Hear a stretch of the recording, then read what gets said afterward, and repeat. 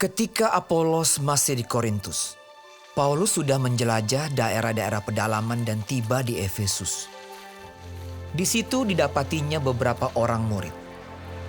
Katanya kepada mereka, "Sudahkah kamu menerima Roh Kudus ketika kamu menjadi percaya?" Akan tetapi mereka menjawab dia, Belum, bahkan kami belum pernah mendengar bahwa ada Roh Kudus. Lalu kata Paulus kepada mereka, "Kalau begitu, dengan baptisan manakah kamu telah dibaptis?" Jawab mereka, Dengan baptisan Yohanes. kata Paulus, Baptisan Yohanes adalah pembaptisan orang yang telah bertobat. Dan ia berkata kepada orang banyak bahwa mereka harus percaya kepada Dia yang datang kemudian daripadanya, yaitu Yesus. Ketika mereka mendengar hal itu, mereka memberi diri mereka dibaptis dalam nama Tuhan Yesus. Dan ketika Paulus menumpangkan tangan di atas mereka, turunlah Roh Kudus ke atas mereka. Dan mulailah mereka berkata-kata dalam bahasa roh dan bernubuat.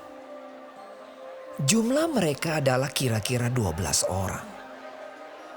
Selama 3 bulan, Paulus mengunjungi rumah ibadat di situ dan mengajar dengan berani. Oleh pemberitaannya, ia berusaha meyakinkan mereka tentang kerajaan Allah.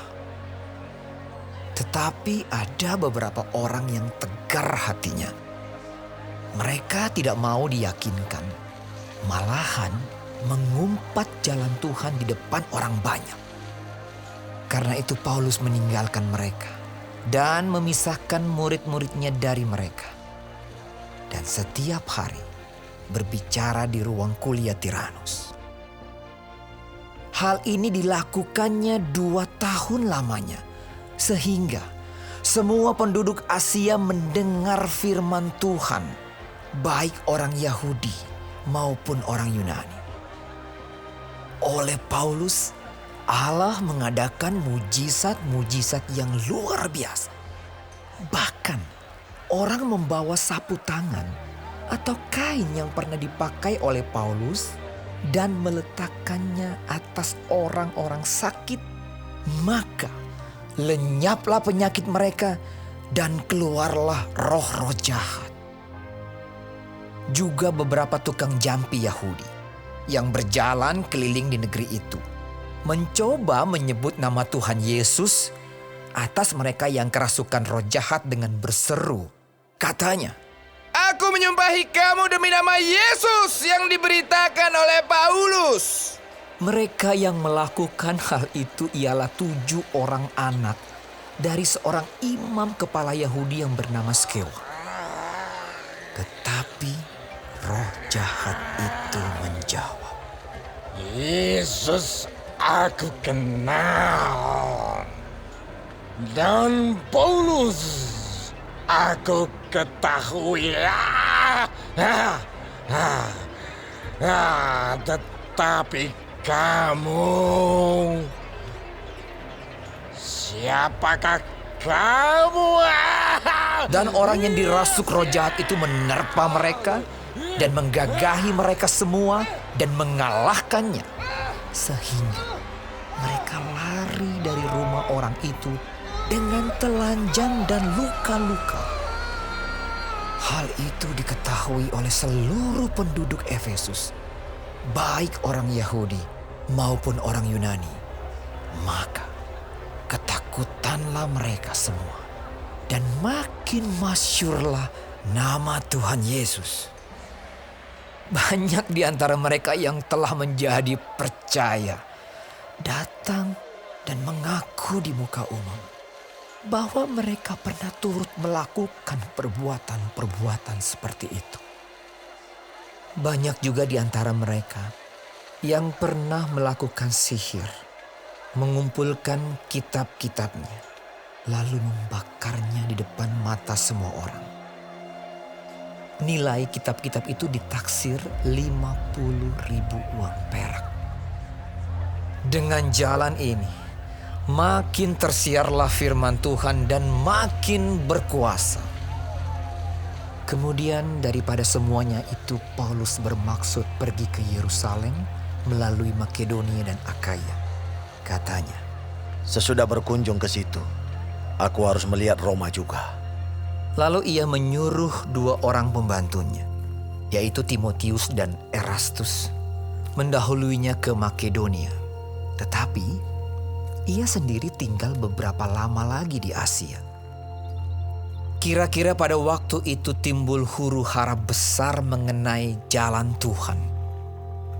Sebab ada seorang bernama Demetrius, seorang tukang perak yang membuat kuil-kuilan Dewi Artemis dari perak. Usahanya itu mendatangkan penghasilan yang tidak sedikit bagi tukang-tukangnya. Ia mengumpulkan mereka bersama-sama dengan pekerja-pekerja lain dalam perusahaan itu dan berkata, Saudara-saudara, kamu tahu bahwa kemakmuran kita adalah hasil perusahaan ini. Sekarang kamu sendiri melihat dan mendengar bagaimana Paulus bukan saja di Efesus, tetapi juga hampir di seluruh Asia telah membujuk dan menyesatkan banyak orang dengan mengatakan bahwa apa yang dibuat oleh tangan manusia bukanlah dewa. Dengan jalan demikian, bukan saja perusahaan kita berada dalam bahaya untuk dihina orang, tetapi juga kuil Artemis, dewi besar itu, berada dalam bahaya akan kehilangan artinya. Dan Artemis sendiri, Artemis yang disembah oleh seluruh Asia dan seluruh dunia yang beradab, akan kehilangan kebesarannya. Mendengar itu, meluaplah amarah mereka. Lalu mereka berteriak-teriak. Katanya, Bersalah Artemis, Dewi orang Efesus!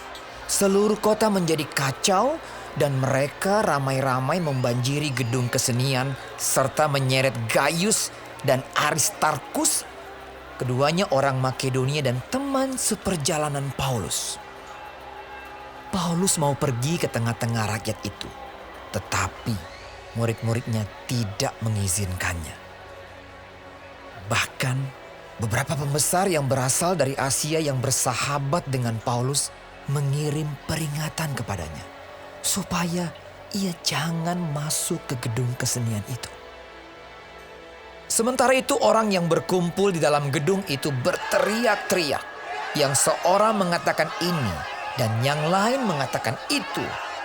Sebab kumpulan itu kacau balau dan kebanyakan dari mereka tidak tahu untuk apa mereka berkumpul. Lalu seorang bernama Alexander didorong ke depan oleh orang-orang Yahudi. Ia mendapat keterangan dari orang banyak tentang apa yang terjadi. Segera ia memberi isyarat dengan tangannya dan mau memberi penjelasan sebagai pembelaan di depan rakyat itu. Tetapi ketika mereka tahu bahwa ia adalah orang Yahudi, berteriaklah mereka bersama-sama kira-kira 2 jam lamanya. Bersalah Artemis, Dewi orang Efesus! Akan tetapi panitera kota menenangkan orang banyak itu dan berkata, Hai orang Efesus, siapakah di dunia ini yang tidak tahu bahwa kota Efesuslah yang memelihara baik kuil Dewi Artemis yang maha besar maupun patungnya yang turun dari langit. Hal itu tidak dapat dibantah. Karena itu hendaklah kamu tenang dan janganlah terburu-buru bertindak. Sebab kamu telah membawa orang-orang ini ke sini, walaupun mereka tidak merampok kuil Dewi kita dan tidak menghujat namanya. Jadi, jika Demetrius dan tukang-tukangnya ada pengaduannya terhadap seseorang, bukankah ada sidang-sidang pengadilan dan ada gubernur? Jadi hendaklah kedua belah pihak mengajukan dakwaannya ke situ. Dan jika ada sesuatu yang lain yang kamu kehendaki, baiklah kehendakmu itu diselesaikan dalam sidang rakyat yang sah. Sebab kita berada dalam bahaya akan dituduh bahwa kita menimbulkan huru-hara pada hari ini.